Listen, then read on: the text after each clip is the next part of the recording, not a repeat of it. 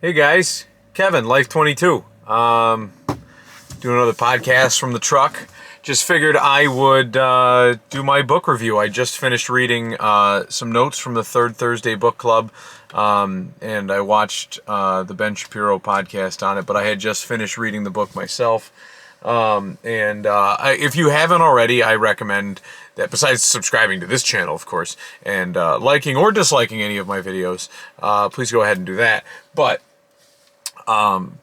subscribe to the Daily Wire and join their Third Thursday Book Club. They've got great books. Ben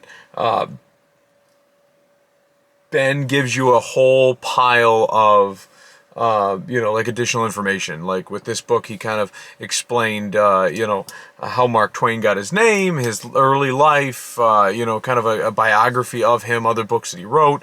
And then he kind of break down some deeper meanings in case you didn't pick up on it during the reading of the book, which is really nice. And then he does like a video podcast, which conveys a lot of that same information, plus takes questions from the audience of other the people that read the book as well, so you get different perspectives, and he'll answer kind of his take on it. It's kind of nice. In addition, we've the same way how I do the book reviews. So this month was The Adventures of Huckleberry Finn, and The Adventures of Huckleberry Finn. I'd never read it as a kid because it was banned by the time I was in school, and this one contained way more. You had to read The Adventures of Tom Sawyer in order to get some of the character build up to this book. And then this one was just a lot deeper. According to the autobiography, it took him, 20 years. He released The Adventures of Huckleberry Finn of Tom Sawyer in 1876, and this one he released almost about 8 years later. So, not 20, but 8 years later. So, he spent a lot of time on this book, and he had already published other things in between. But this book was very deep, and even though it contains multiple uses of the N-word, I think it goes to convey his dislike. But he also has to convey the South at the time, the people at the time that this happened, and how that word was being used. And it was actually just used like describing, the sky is blue and the grass is green, and, that guy's Italian, and that was how they used the word, was more of a descriptor, less derogatory. But you had to get the feel of the book, because then as you read the book, they don't use the word to be discriminatory, they use their attitude to be discriminatory. And it's an adventure about Huck Finn, this kid of a drunkard. He's kind of like homeless. He gets taken in the first book. He's kind of like a scamp. He's this little he's this kid, and he's a child, right? So he's coming of age. He's trying to learn the world. And in the book, you have Jim. And Jim becomes a runaway slave. They introduce Jim, and Jim hears that they're going to sell him up the river, and he'd already lost his kids and his wife to being sold, and he lived in the town that Huck and Tom Sawyer live in, and they kind of describe to you, what Jim had to struggle through as a human being. And have his wife and daughter separated from him, and it's really deep, and you can't convey that as well unless you try to put the entire narrative in the antebellum South, right? Like you have to bring everything. That's why Samuel Clemens or Mark Twain will write in the first person, and you'll hear that southern drawl and the screwing up of words. And Jim is uneducated because he's a slave, right? Like he wasn't taught to read, and they don't talk so well. Like not just Jim, but like Huck Finn, even Tom Sawyer slurs a little bit. He's a little bit more educated than Huck, but they don't learn it so good. You know, you hear phrases like that, and it just brings you, it immerses you in that culture, so you can kind of understand, like, you know. And then the trials and tribulations of a young boy trying to find his way in the world and being moral, right? And while all of his other friends, you know, are doing somewhat moral things, you know, they do a lot of, like, kids lie. Like Huck lies a lot, but he doesn't. He fibs a lot. He's not a liar, though. When it push comes to shove and people are lying in the book, Huck tells the truth. Huck kind of he breaks that that sense of, like, what it is to be moral. Like, because all the other kids go to church and stuff, but then they still treat Jim the way he is. They don't see him as a human being. They see him as a piece of property, like cattle. And Huck doesn't see it that way. Huck treats Jim like a friend. And there's a scene in the book where, you know, Huck plays a trick on Jim, and Jim calls Huck out for it and says, "Hey, listen, you know, that's not right. This is what you do to people that aren't your friend. And I thought we were friends." And it takes Huck back a step. And Ben Shapiro pointed this out because, and I didn't pick up on this, but Jim is like a father figure to Huck. And I guess I really didn't think of it in that term, but, you know, Huck, and as I think about it now, he's 100% correct.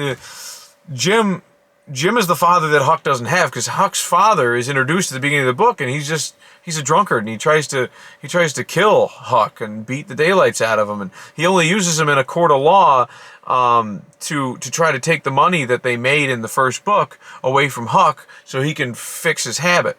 And clearly displayed in the beginning of the book, Huck's dad, Pap, is one of the most racist characters in the book. He is the epitome of racism. You know, he takes the anti-abolitionist stance, where Huck grows and becomes has an abolitionist mentality, and by the end of the book, you know, like, that's, so Huck spends a good portion of the book defending Jim, lying on behalf of Jim to save Jim from being sold or being captured as a runaway slave, and he's trying to help Jim and get him to where he has to go.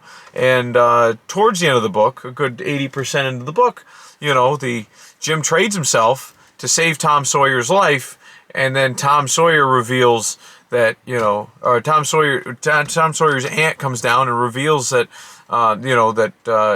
Jim's owner had passed away and never thought of selling Jim, and in her will she gave Jim his freedom, which was kind of an amazing thing. And apparently Tom Sawyer didn't know, or knew this, and kept it to himself, because Tom isn't the hero of the book. And there's an argument to be made that either Jim is the hero of the book or Huck is the hero of the book. But I mean, in a situation like this, it's not really about heroes. It's about, you're watching human growth, right? And, like, Tom represents tomfoolery, being a kid, being rebellious against rules, and he wants to help free Tom because he doesn't like rules in general, and slavery is a rule, and he doesn't like rules. But Huck wants to free Jim because Jim is a human being, and it's moral for him to treat him as such, and to help him get his freedom and his slavery, or freedom from slavery. And it's a really great book, and I don't know why it's being canceled, only because it states a word, and in order to convey, I've heard reviews of somebody put out the book without the word in it, and it completely changed the context, because from what I heard, they replaced it with kind of like stupid person, right? But like that's like changing the word cow to stupid person, because the N-word wasn't used as a derogatory term; it was used as a descriptor. like the word cow would be used for cow, or ox would be used for ox. And during that time period, they were treated like cattle, like property, like, something to help the farm, like, or the plantation. So the word itself was not like, you can't take a modern lens to a book of this age, because then everybody's the villain. The same way you can't tear down a statue of Benjamin Franklin or Abraham Lincoln or Thomas Jefferson or George Washington because they owned slaves. You know what I mean? It's one of those, a lot of times it was the era. Everybody did. It was hard to get around that mentality when you were raised as such. And even Huck Finn, and that's really what Mark Twain is trying to convey here, that it is a struggle. It is a struggle to do what is morally right, especially when you're surrounded by people telling you that what they are doing is morally right. That makes the struggle that much harder, and that conveys to people how important it was to abolish slavery. Mark Twain was huge on trying to abolish slavery. He thought it was evil, as it is, but it was not to other people of the time. And it was just an amazing book. On a side note, I guess I'm showing my age. If I remember being a kid and watching Looney Tunes, the Tiny Toons summer vacation movie, and there is a lot of stuff in that was reminiscent in this book, just from the era. It was almost like Warner Brothers stole from Mark Twain and Deliverance to write that short little kids movie of the Tiny Toons, with Looney Tune characters and stuff, and I picked that up early on in the book, before any of the real life lessons. I caught the Audible version of this book. I thought it was really good. It was read by Elijah Wood. So if you're gonna cancel somebody, I guess cancel Elijah Wood, because he said the N-word like 219 times plus. But you really can't cancel people, so you guys really need to stop canceling people. And I'm not referring to everybody as you guys. I'm referring to the people that like to cancel. But overall, it was a great book. I can't wait till my younger kids are of age, and I might even introduce this book to Miley, because the consensus is you should be at least 12 years old before you read this book. That's a very inept kid, but like 14 to 16 is probably a good age range to read this book, and to better understand those deep topics and meanings, and to get it for more than just, they said the N-word, oh, slap me at the Oscars, words don't mean violence. But it was a good book, and it definitely didn't deserve to be canceled. If anything, it's proving the point of modern society. And I think Ben pointed this out. It's almost like nowadays society, we treat it like slavery happened, and then fast forward to today and nothing has happened in between. And that is not true. Things that I've done in the past, things that you've done in the past, we grow as human beings. When you're a kid, you know what I mean? Like, when I was a little kid, like 3 or 4, I used to pull the cat's tail. And as I got older, me and the cat became best friends when I was a kid. And it's one of those things. Like, do I regret pulling the cat's tail? Yeah, hindsight, looking back at it, it was not a nice thing. I'm just giving an example. Like, things that I did in my past were not racist. You know what I mean? But some people could view them as racist. I'm sure, the fact that I'm speaking in public after I've been canceled is probably a form of, like, racism or cultural appropriations or white privilege or whatever you guys want to tag onto it, which I could care less. But we all do things and grow as human beings. So I could do something today, and tomorrow I could, redeem myself for it by growing and learning. But the problem is you guys don't care. You don't watch the progression of other people. Not you guys, but like people from the ideology that people can't grow, that slavery still exists, that racism is running rampant through this country, and it's not. This is a great book, and showing how we got to where we are today, which, where racism is not everywhere. Racism is the left would say about abortion, it is, used to say, it is, it should be, no, it doesn't. No, that phrase doesn't work. Never mind.